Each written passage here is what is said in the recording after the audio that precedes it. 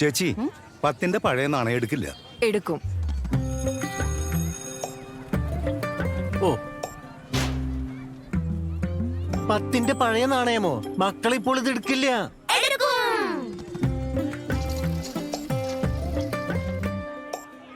എത്ര? 210 രൂപ.